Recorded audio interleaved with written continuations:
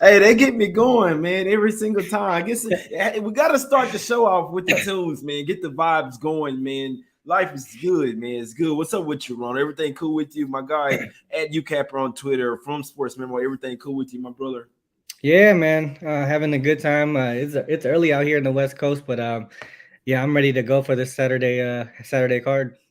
Yeah, no, I'm with you, man. Yeah, it's just 6 games. We'll try to get to it, man. A couple smaller plays for me, man. But I'm always trying to cash. You dig what I'm saying? First game up, we have an early game here, right? So, and everybody in the chat as well, man. I just want to say real quick, everybody in the chat. Appreciate the hell out of you, man. There's plenty of people showing love last night. Here's my phone ringing this morning and stuff, man. They showing now. I appreciate y'all. Everybody showing love. I know we cashing. Let's keep it going. You only make me want to do it more. You only helping grow the channel, everything. You know what I'm saying? We got the shirt. I'll let y'all know, man, at the end of the show. Let's get down to some business here. First game up, we're going to the streets of Dallas here. We have the Kings versus the Mavs here. Luka Mhm. questionable here, Ronald. My Mavs have been red hot, even coming off another game versus the Warriors, smacked them up as well. In what could have been a flat spot coming back to the house after that road trip or whatever, first game back at the house after the All-Star game. What do you think about this game, man? I'm thinking, me personally, I think that Luka will probably sit this game out and like Mhm. let's get ready for this bigger Jazz game. We already Yep. smacked up the Kings. Yeah, no, I agree. I mean, this is a game that they probably think they could win easy without Luca, and with the Jazz up next. I mean, it makes a lot of sense that they would sit him, especially with a toe injury, man. That's tough. I mean, you got to play through that. You're like cutting, you're crossing over and all that stuff. That takes a toll on your toes. Mm-hmm. But yeah, I mean, the Kings, they've covered and gone under in 3 of their last 4 games. Mavs have covered 10 of their last 11. So they're both kind of like in a roll, right, in a groove right now as far as covering the spread. It's really tough to really look at this game without knowing if Luca is going to sit or not. But it definitely leans towards the Kings here. I think with the 7 points here and the fact that I feel like we both think that Luca is going to sit. It might. I mean, if you think he's going to sit, probably take the Kings now before the line moves. And I think as far as like revenge, this is a double-digit revenge spot here for the Kings too. There's a few things that we can look towards the King side, but definitely I would wait till we get the Luca news. Yeah, I'm with you on that. This line was at 10. It opened up at minus 10. Now down to seven and a half here. So obviously when the Luca news came down, it come down whatever. Danny Mendoza in the chat, man. I appreciate you for that $10 tip. Appreciate you, my guy. I know you cast. Hey, I appreciate you paying it forward. But yeah, for me, I'd only look Sacramento here, man. This is revenge spot for them. They lost 96 to 112. Obviously the Mavs were -1 in that game. Ed, my guy, appreciate you, man. Porzingis. So there was no Luka in the last game. Historically, this Sacramento has played us tough, and it's kind of crazy to say. Obviously, we smacked them up in the last one, but no Yeah. Luka. So he sat in that game. Porzingis had 24 points though. The Kings are 3-4, 3-1 against the spread last 4 games, 5-0 against the spread last 5 Friday games. They're also 7-2 against the spread last 9 meetings in Dallas, and historically 22-8-1 last 31 meetings. So it just, I don't know, for whatever reason, and obviously those were much worse Sacramento teams as well. Ronald, we just always look past them, think it's going to be an easy win there. Scott Foster. Is that the actual ref? No, I'm messing with you, but appreciate you. Sandwich spot for the Mavs, man. Off big win versus the Warriors. Then they do have the Jazz on deck. I can't wait for that game. Yeah. And I hope that we're turned up for that game. So just me personally, I hope that my Mavs lose this game just so we'll be like, oh, let's go and smack. Like we have a revenge spot on deck versus the Jazz. You The see what I'm Jets. saying? On Hmm. Monday. So this with an early game as well. I see this as a very sleepy spot for my team. I'd Hmm. only look towards the Sacramento side here, taking the points, and I don't think that Luka Doncic suits up in this game here, guys. So it's Sacramento or nothing for me in this one. It's tough for me to tell anyone to take them, but I would not bet the Mavs here. Let's just put it that way. Anything can happen though. Anything can happen. But yeah, no Mavies for me today. I would only look Sacramento. But Ronald, let's get to the next game here, man. We're going to the streets of Charlotte here, man. We had a Spurs here +4 on the road. The Hornets laying 4. Neither of these teams playing a lot of defense, right? So who's going to get stops when it really matters here, Ronald? Tough game. I want to lean to the Spurs. I'm probably not betting this game though, but I got a sneaky feeling they have it a little bit better defensive team. What you think here? Yeah, I do. I do lean the Spurs here, and even towards the under. The Spurs play some good defense on the when they're on the road. When they're on the road, actually. So I mean, they're 7-2-1 to the under. Going from a home game to a road game. 17-8-1 to the under as road dogs. This is a double digit revenge spot here for the Spurs too. And I know the Hornets. I mean, they've kind of been free falling lately, 3-11 straight up last 14 games, and they failed to cover in 5 straight games as home favorites. So them as home favorites right now is sort of a fade, and that's probably why I lean towards the Spurs here.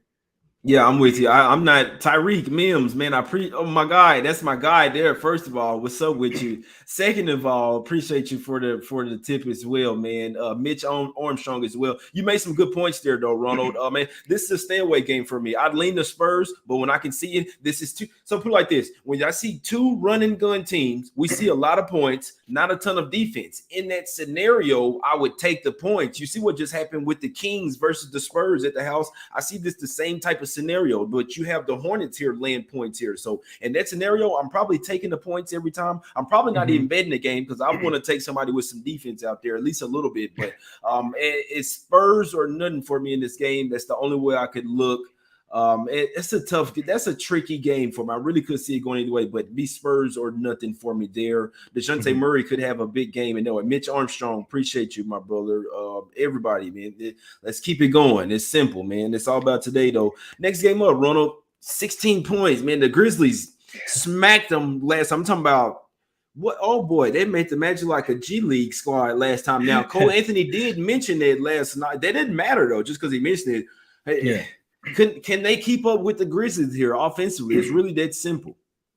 Yeah, this is tough. I mean, the line here as a full game is really, really big. Like, I don't know if I could trust a 16-point fave, even though everything to me pointing to the Grizzlies here covering that number, but I just can't put my money on it just because it's 16 points. But what I can do is look at that first quarter. There's only been one game where they were they were double-digit faves against Eastern Conference teams this season, and they were up by 14 points after that first quarter. And then the Magic, they've been double-digit dogs on the road against Western Conference teams 6 times this season. They're 1-5 against the spread in those situations, but the average first quarter margin in those games was -8, and even that one against the spread win, they were actually down by double digits after that first quarter. So for me, I think the first quarter line right now is -5. I think we see some value on that Grizzlies first quarter. I'm likely going to take that one. Yeah, that's a good point. So like I'm watching the interviews last night, and it's just the way I think. I'm like, all right, last time they did get smoked. I want to take shout out to Satavis in the chat. My guy knows a guy as well. So let's go to the moon, man. Appreciate you, Satavis, for that $20 tip there. My guy knows a guy. Appreciate you, my brother, as well, man. Ronald in the chat, not Ronald Cobain, but Ronald Torbe. I don't know if that's you, man, in the chat.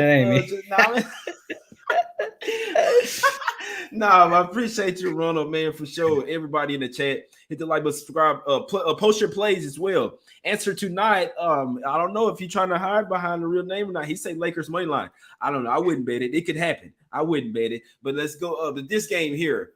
I want to say I lean the Magic. Do you have the Grizzlies off of a loss though, right, Ronald? And this is the first game back to back. You have the Magic and then the Rockets, two backwood type games. Like, let's go gas up, man. Do we have to play this game? So I'm almost never laying 16, but yeah, I wouldn't.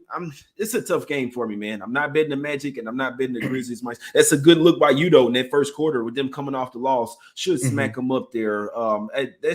I don't know, but that's an uninspired game. Man, come on, let's go to the next one. Let's go to the streets of Miami here, man. I don't know if y'all ever been to Miami, but it goes down in Miami. They're laying 2 here. Why wouldn't PJ Tucker and Jimmy Butler suit up here, right? Now we saw the Heat's cojones, right? They have some huge cojones on them, guys. The fact that they went up there and won in Brooklyn without Jimmy and PJ on the back-to-back after that tough loss, they showed some there. I think, sharp take here, I think the Heat are the best team in the East. it sucks that they don't have Lowry, because even with Lowry, that's their new quarterback over there. But they have one of the better defense in the league. This is a revenge spot, man. They lost and we get the rest advantage as well, with the Sixers being on a back-to-back, going from home to road. So look, they lost 98-109 here, Ronald. The Sixers were getting 3.5. There was no Bam in that game. Embiid went for 32 points and 12 rebounds. Now he has to bang with Bam tonight. 9-1 against the spread last 10 games. The Heat are versus greater than 60% win team. So they turn over. Okay, you want to be a top tier team? All right, we're gonna show you something. We're a top tier team too. 4-1-1 against the spread last 6 games. The Sixers 2-5-1 against the spread last 8 meetings. 1-3-1 against the spread last 5 in Miami as well. Maybe Joel Embiid like to go party. Maybe he got him a little side piece of something down there, man. But back-to-back with travel. I like the Heat here, Ronald. And I'd be surprised if Jimmy Butler and PJ Tucker didn't suit up here.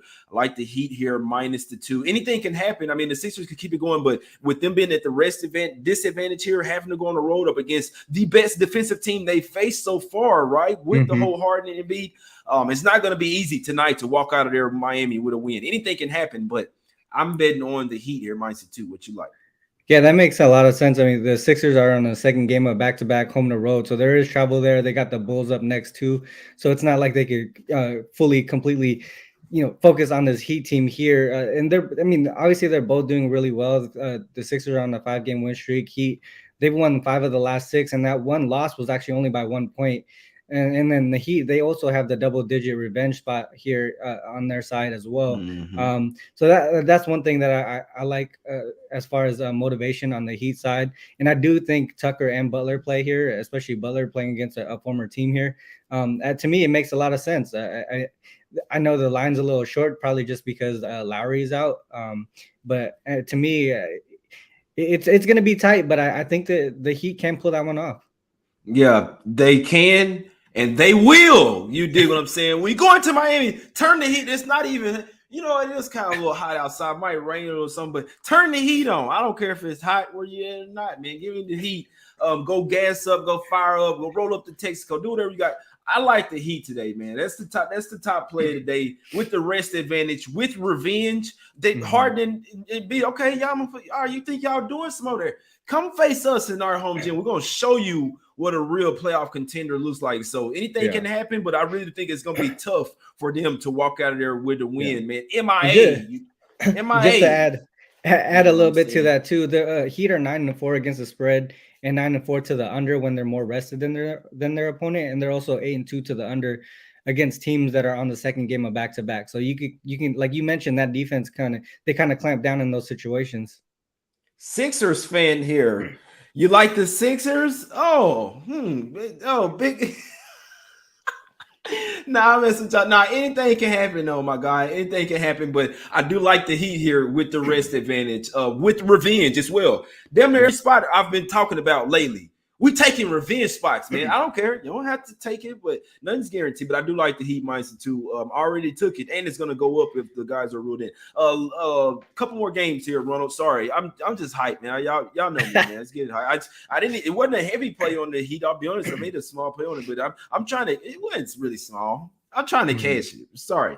Blazers versus the Wolves here, Ronald. Wolves land 14 on the back-to-back. What are we?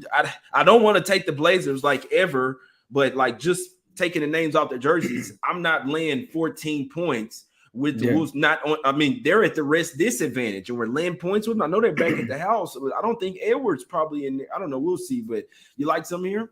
Yeah, no, that was a good point about Edwards too. I think he could sit again, just because they're gonna probably think this is gonna be an easy win for them. They're already on a 3-game win streak, so they're feeling good about themselves.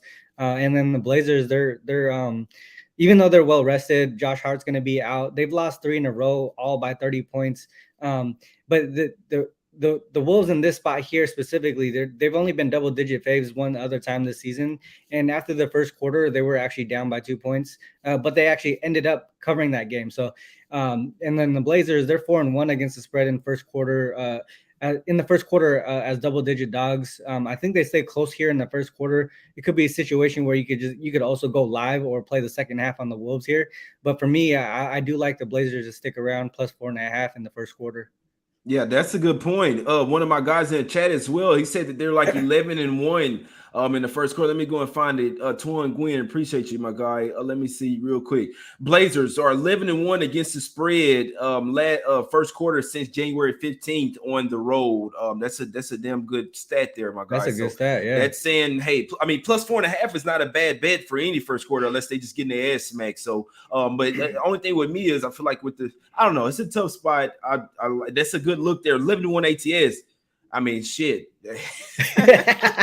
That sound like the play. It's simple, man. That's the only way I could look in that game. Last game up, man. You got the Warriors here versus the Lakers. Warriors land 6 points. I can't touch the Lakers right now. It's simple. It's really simple to me. Here they're old. They're old. That's what I read down. So I mean, what are we doing here? I know they're at the house. You see some fishy games, bro. I think this game is on national TV again.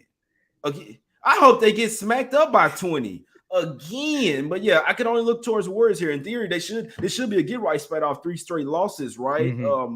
Why don't we bet the Warriors? Yeah, this is actually tough. I mean, like, because both teams right now they're going down. I mean, like Warriors they've lost 3 straight.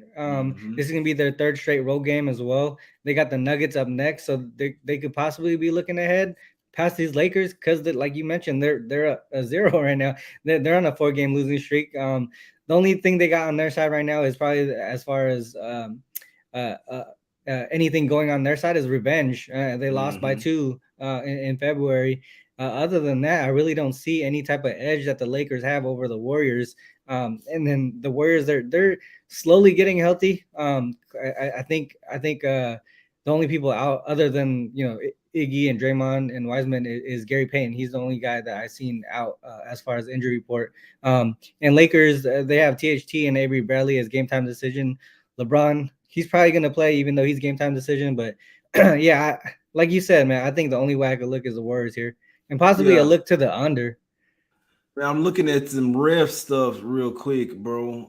It really doesn't matter, but I'm just looking at Mark Lindsay. Like the Lakers are 1-8-1 against the spread last 10 with him as the refs. I'm just looking at that. The Warriors are 6-4 against the spread last 10. I don't know. The last game, the Lakers had some good refs for them.